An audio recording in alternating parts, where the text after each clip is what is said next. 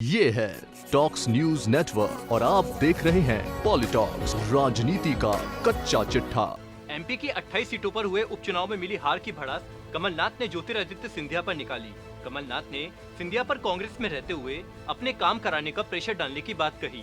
प्रदेश के पूर्व सीएम कमलनाथ ने ये भी कहा कि उन्हें सिंधिया समर्थकों के हर षड्यंत्र की जानकारी थी और उन विधायकों पर छापे डलवाने का दबाव भी था, लेकिन उन्होंने ऐसा नहीं किया क्योंकि वे बदले की भावना से काम नहीं करना चाहते थे।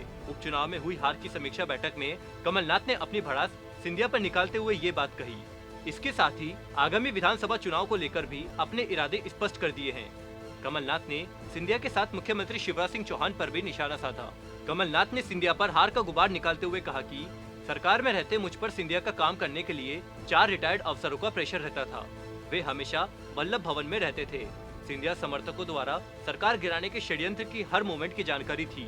उन पर छापे डलवाने विधायकों का दबाव मुझ पर था, लेकिन मैंने ऐसा नहीं किया क्योंकि बदले की भावना मेरे डीएनए में नहीं है। कमलनाथ ने कहा कि सिंधिया के जाने के बाद भी हमने ग्वालियर चंबल में 16 में से 7 सीटें जीती है। वहीं सीएम शिवराज सिंह चौहान पर हमलावर होते हुए कमलनाथ ने कहा कि जो लोग कहते हैं कि मैं हार के बाद मध्य प्रदेश छोड़ दूंगा, तो वे सुन ले, हम 2023 का चुनाव पूरी ताकत से लड़ेंगे। कांग्रेस प्रदेश अध्यक्ष एवं पूर्व मुख्यमंत्री कमलनाथ ने कहा कि नगरीय निकाय और पंचायत चुनाव नजदीक है, जिनमें पूरी तैयारी के साथ जनता के बीच जाएंगे। कमलनाथ ने सभी चुनावी उम्मीदवारों और जिला अध्यक्षों से उपचुनाव में हार का विश्लेषण कर रिपोर्ट सौंपने के निर्देश दिए। दीपावली के बाद एक बार फिर बैठक कर मंथन करने की बात कही। कमलनाथ ने कहा कि मैंने जब 1 मई 2018 को प्रदेश कांग्रेस अध्यक्ष का पद संभाला था, मेरे सामने संगठन को मजबूत करने की चुनौती थी और सामने चुनाव थे। 15 साल से प्रदेश में कांग्रेस की सरकार नहीं थी। कांग्रेस का झंडा हाथ में थामे रखने वाले, हाथ में लेकर चल रहा कांग्रेस का कार्यकर्ता आशा कर रहा था कि प्रदेश में कांग्रेस की सरकार आए। मुझे सरकार में काम करने के लिए केवल 11 महीने का वक्त मिला।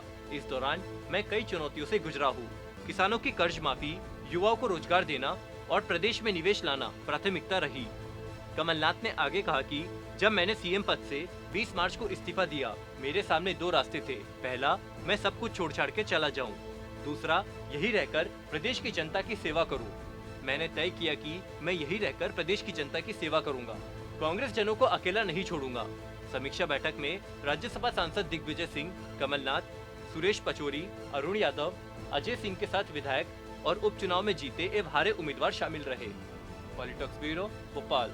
ये है टॉक्स न्यूज नेटवर्क और आप देख रहे हैं पॉलिटॉक्स, राजनीति का कच्चा चिट्ठा।